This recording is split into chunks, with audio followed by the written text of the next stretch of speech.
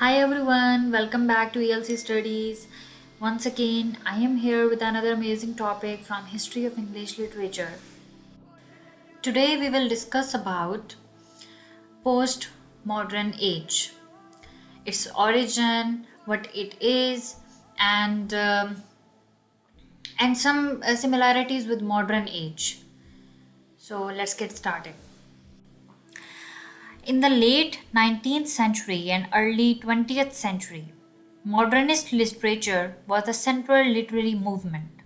However, after World War II, a new school of literary theory deemed postmodernism began to rise. So, first of all, we will discuss about that what is postmodern literature.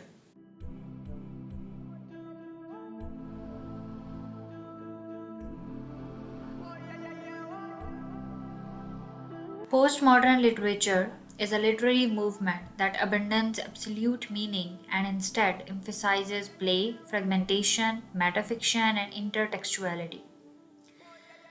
The literary movement rose to prominence in the late 1950s and early 1960s as a reaction to modernist literature's quest for meaning in light of the significant human rights violations of World War II.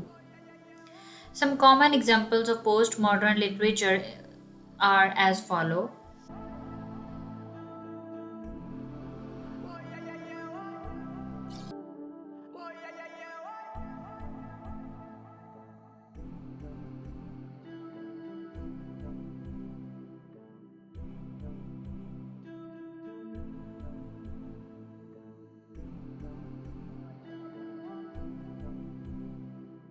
Next, I'm going to talk about the origin of postmodern literature.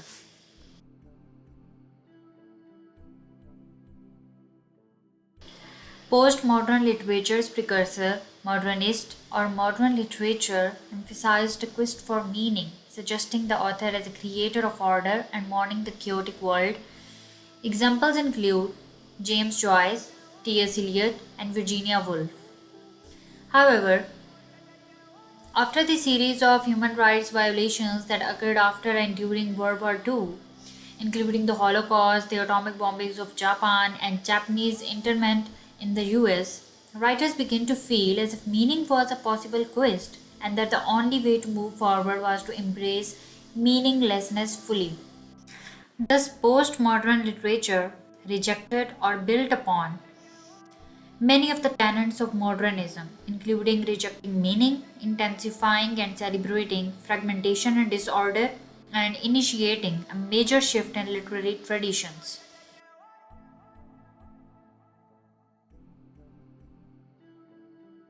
Here is some context, some historic context of postmodernism. So, postmodernism broadly refers to a socio-cultural and literary theory and a shift in perspective that has manifested in a variety of disciplines, including the social sciences, art, architecture, literature, fashion, communications, and technology. It is generally agreed that the postmodern shift in perception began sometimes back in the late 1950s and is probably still continuing. Postmodernism can be associated with the power shifts and dehumanization of the Second World War era, and the onslaught of consumer capitalism. The very term postmodernism implies a relation to modernism. Modernism was an earlier aesthetic movement which was popular in the early decades of the 20th century. It has often been said that the postmodernism is at once a continuation of and a breakaway from the modernist stance.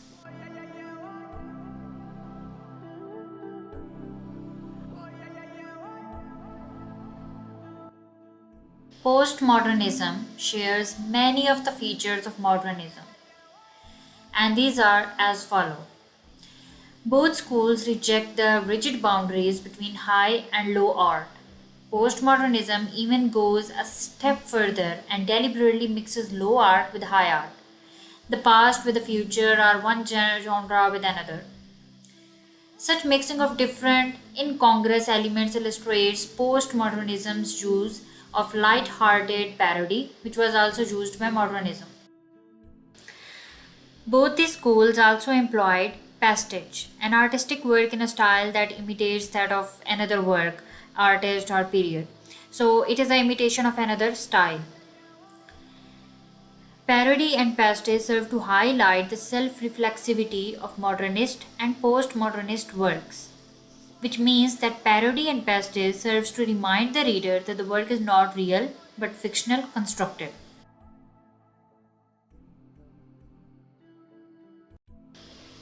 Modernist and postmodernist works are also fragmented and do not easily directly convey a solid meaning.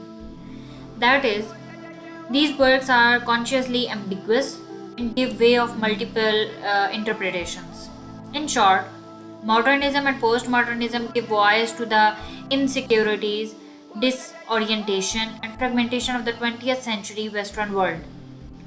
Though both modernism and postmodernism employ fragmentation, discontinuity, and decenteredness in theme and technique, the basic dissimilarity between the two schools is hidden in this very aspect. That is, modernism projects the fragmentation and decenteredness of contemporary world as tragic, while in postmodernism, fragmentation and disorientation is no longer tragic. They actually celebrates fragmentation. Moreover, they think that fragmentation and decenteredness is the only possible way of existence and does not try to escape from these conditions. Thank you so much for watching, and if you haven't subscribed our channel yet, please subscribe so that we come up with an upgraded and emerging versions of videos.